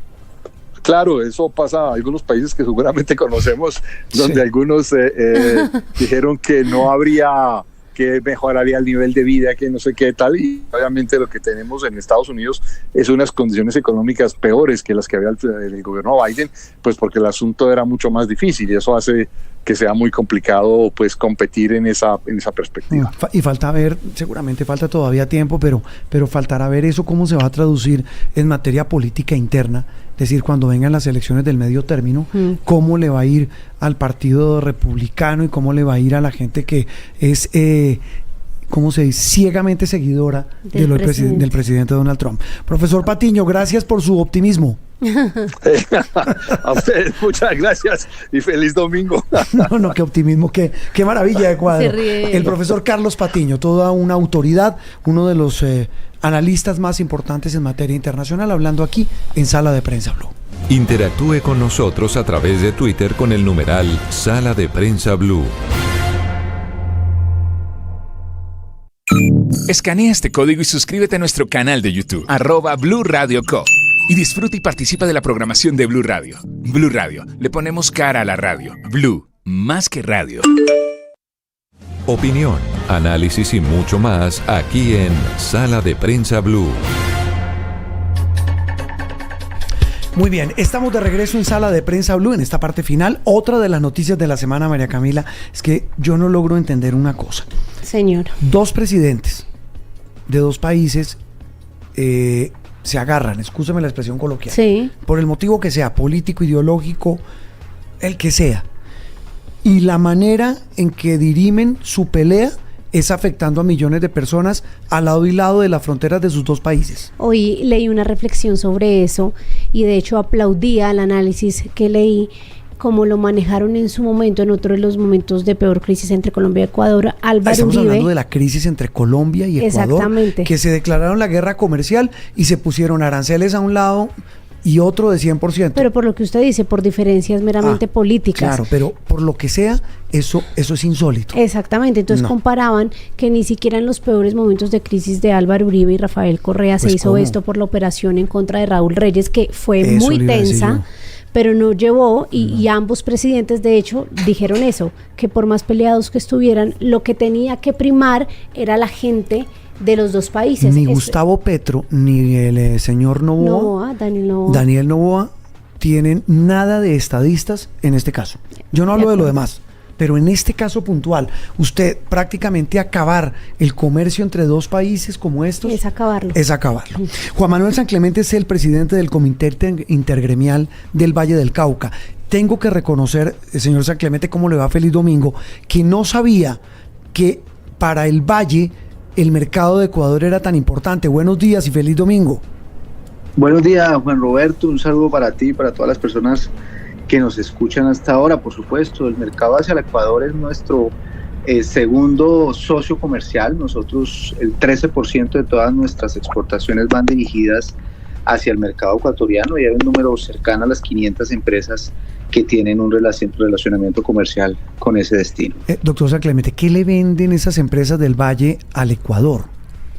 Pues mire, el portafolio es variado, pero podríamos enfocarnos en 4 o 5 grandes grupos. El primero son productos de cuidado personal, temas de confitería, temas de conductores eléctricos, medicamentos, muy importante, y hay un sector muy importante de nuestro departamento que seguramente ustedes han estudiado también, que es el sector del azúcar.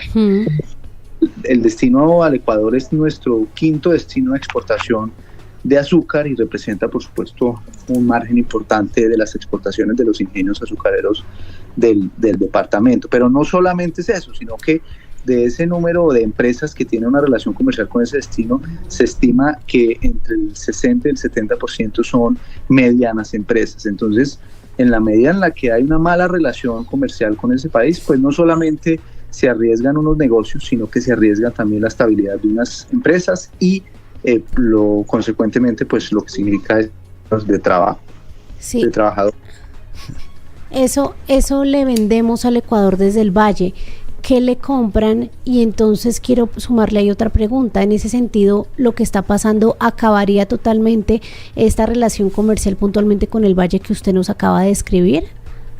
Pues nosotros le hemos denominado a esta situación como una situación aniquiladora de las relaciones comerciales. Sin duda una tasa de seguridad, es un impuesto que asciende al 100%, ya el 30% que fue con el que se arrancó en los anuncios del gobierno ecuatoriano era mucho, era exagerado, subió luego al 50% y posteriormente el día de ayer al 100% pues vuelve inviable cualquier posibilidad de transacción.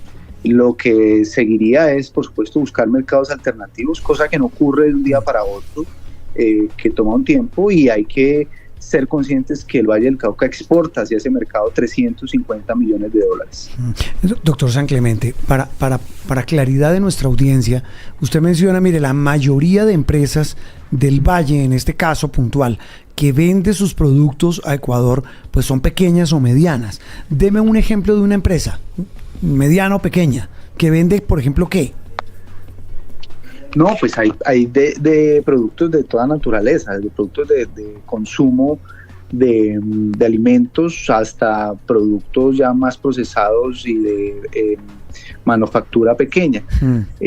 Pero evidentemente pues esto involucra a todo el tejido, sí. Solamente el tejido pequeño, mediano, también el grande y de diferentes sectores de la economía. Recordemos que Ecuador es un mercado muy cercano del Valle del Cauca, teniendo en cuenta que el Valle del Cauca es una economía muy importante en todo el suroccidente colombiano, que tenemos una vía muy importante que es la vía panamericana y que tenemos la posibilidad también de llegar hacia ese mercado por vía marítima. Sí. Dada esa altísima conexión, pues el número de empresas que pueden transar con Ecuador es bastante alto.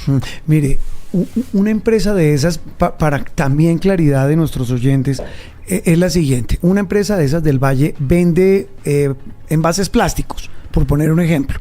El envase plástico lo venden allá en, estoy echando cuento, 100.000 pesos colombianos, el equivalente. Con un arancel del 100%, ¿qué pasa? Para ser un poco didácticos en el ejemplo, ¿qué le pasa a ese envase plástico si Ecuador le pone un arancel o un impuesto de entrada del 100%? Pues sencillamente hay que pagar para poder ingresar el producto o lo equivalente al 100% del valor. Eso, o sea, si el pote el frasco de plástico vale 100,000 pesos, tiene que pagar para entrar 100,000 pesos más. Así es. No, eso no resiste ninguna empresa. ¿Cuántos empleos generan estas empresas que venden toda esta mercancía a Ecuador, doctor San Clemente? Pues mire, determinar la relación directa del mercado con la destrucción potencial de empleos, es decir, cuántos empleos podrían destruirse si acabamos la venta de nuestros productos hacia ese mercado, tendría que hacerse un desagregado bastante importante. Pero lo que puedo decirle, por ejemplo, el sector agroindustrial de la caña es un sector que tiene 286,000 empleos.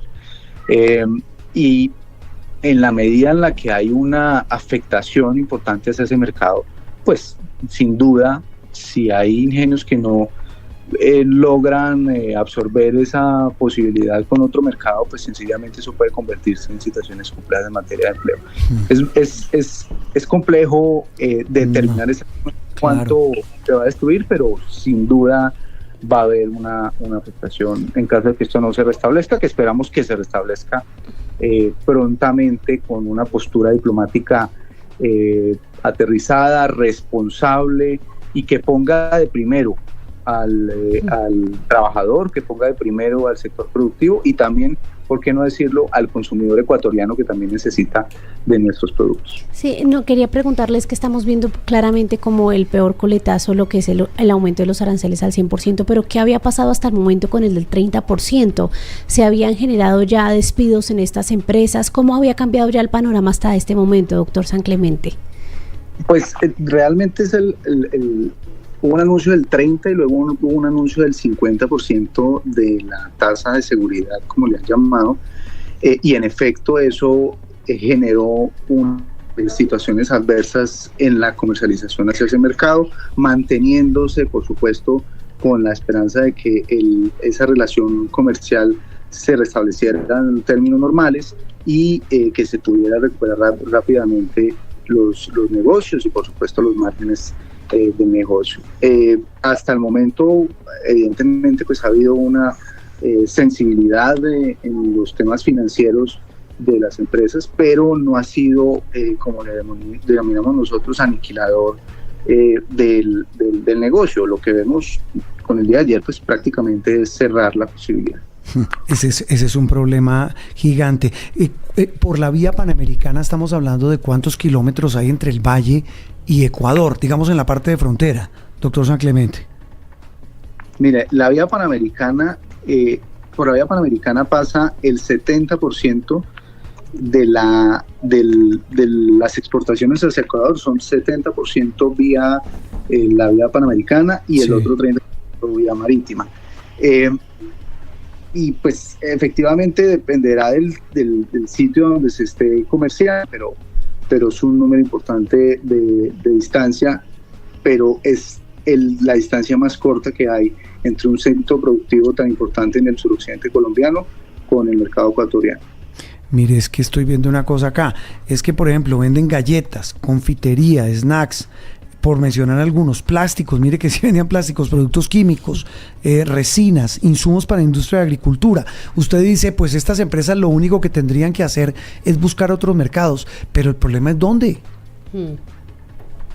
Sí, en efecto, buscar un mercado alternativo que supla o que logre recuperar esos 350 millones de dólares, pues ustedes saben que eso no se logra de un día para otro y requiere efectivamente un trabajo permanente que dura un tiempo.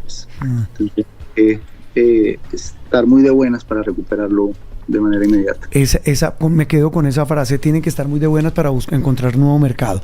Doctor San Clemente, le mandamos un abrazo y ojalá, como usted dice, pronto se solucione este problema con algo que les ha faltado a estos dos gobiernos, a estos dos presidentes, que usted lo pide y lo clama a nombre de todas estas empresas, que se llama diplomacia. Lo menos que hay ahí es diplomacia. Un abrazo y feliz domingo. Juan Roberto, muchas gracias y muchos saludos a todas las personas que nos escucharon. Ojalá se solucione rápido. Estás escuchando Sala de Prensa Blue.